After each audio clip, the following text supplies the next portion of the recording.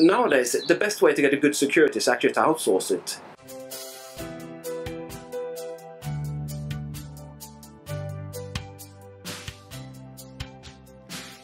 Welcome to Architecture Corner.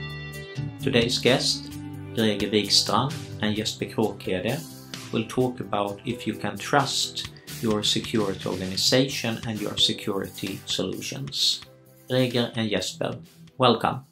It's an old truth that 80% of crimes against companies are committed by employees. Yet many companies run their own security organizations, and often they're even not very good. There was this famous case a few years ago when the Swedish governmental organization discovered that they had their firewall turned backwards for 15 years.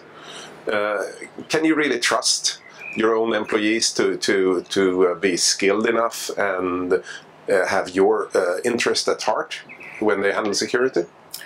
Yes and no. It all boils down to the matter of the skills of the people, and currently there's a lack of skills and lack of knowledge of people within the security business, security organizations. So normally, yes, if you have employed the right persons and are able to keep them, you can have a really good security organization. Most of the time, however, you need to have quite a large security organization to be able to secure a company in the way that you need to. And finding the budget, finding the people for doing that, it's quite a hassle. So nowadays, the best way to get a good security is actually to outsource it. Either the full security organization, including the security manager, or parts of it.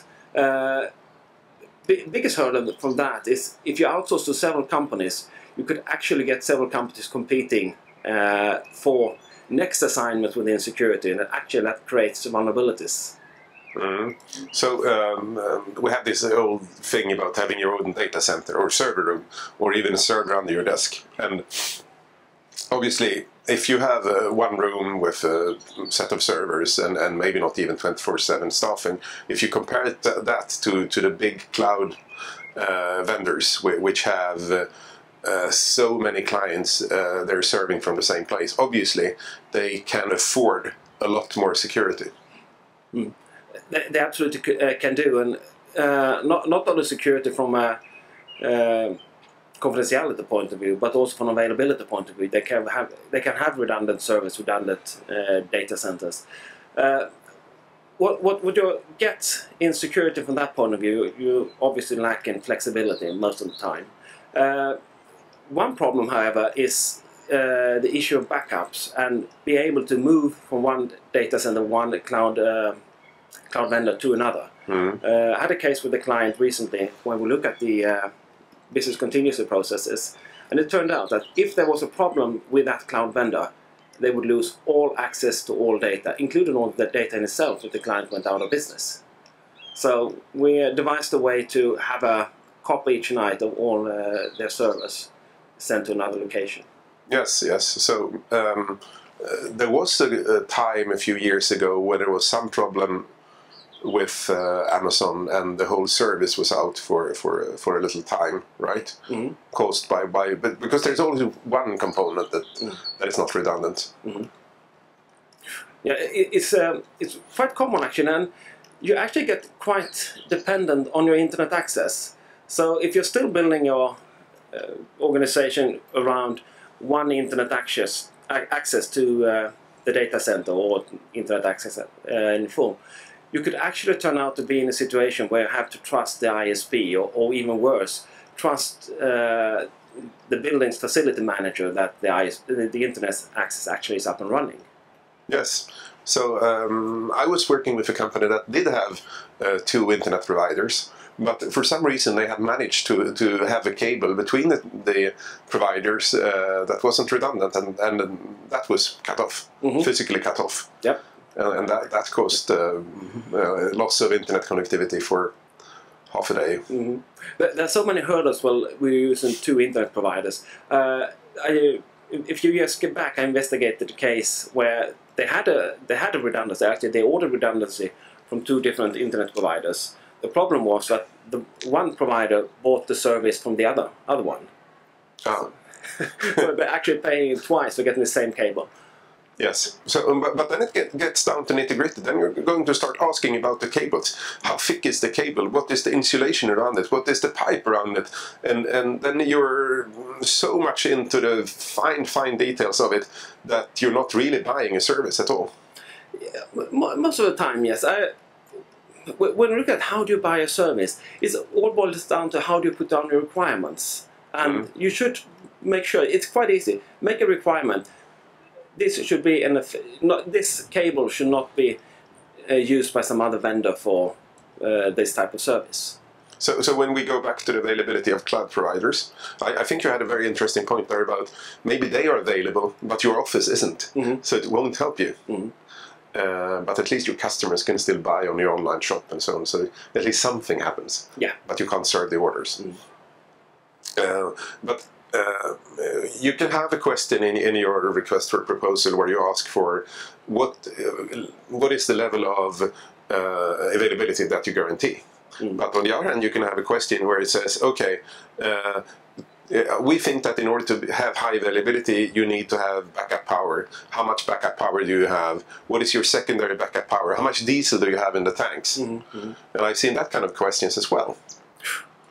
Yeah, it's quite common, but the really interesting issue is not about how much is your availability. The interesting part is what do you do with your unavailability. So if you're going for 99.9% availability, how do you handle the 0.1% unavailability? Yes. So in essence, it could be either have a few long stops or many short stops. When it comes to web pages, we've seen that many companies don't have a fallback plan. But Aftonbladet was one of the first big websites in Sweden, and they realized quite quickly that sometimes they have so much traffic, so they must put in a graceful degradation where it goes from removing images to having only the main news to having a page that says, sorry, we are overloaded, please come back in an hour. And then at least people get something compared to when it's either it works like you planned or it doesn't work. Talking about Aftonbladet, they had a few years back a quite interesting hack in their ads section. And looking at how a web page is built today, a complex web page, they utilize a service from all over the place. And it turns out that quite often when one of those service providers are hacked, you don't have a backup plan for that. You have a backup plan for a main page, but not for the service providers. And depending on how you constructed your site, sometimes your site crashes due to that the vendor doesn't have a backup plan. Your site could crash, but what is worse could be that your customers get hacked through this, and that you get blacklisted by Google, for instance. Quite interesting. Looking at the ad section again, one of the ad vendors are hacked and places a Trojan using some JavaScript or whatever. So when you click on that ad, or even worse, it loads in your page, you get infected. Yes. And that's quite interesting. So you really have to trust your vendors when it comes to how to work with web pages. So this means that it's not only about outsourcing security, it is about making sure that all your outsourcing is secure. And having the skills to have a control of your security. And that's a big hurdle. You don't have the manpower to do that. Yes, it sounds almost like an impossible mission. Well, sort of. Best part when you outsource is that you actually get people that work with this daily and can do it quite more efficiently. Quite often we're looking at the security department. You need to have different type of staff, different type of services done within the security department, but they don't do it full time. So your own staff need to have quite a broad knowledge within security services. And what happens if you are extremely skilled into work? Well, you find another work that's better paid. So that's why quite often it's cheaper to get a consultant doing that, that's specialized in one task. Because you only buy the task when you need it. And sometimes it's only you need this task for about 1 week a year or something. Yes, yes, and also of course they can work with multiple clients and spend an hour a week with each of them instead of concentrating that as into 1 week. Because security is an ongoing thing. It's sometimes you need to just take action directly, and sometimes you just need to make an investigation over a long time and finding the right solution. for it.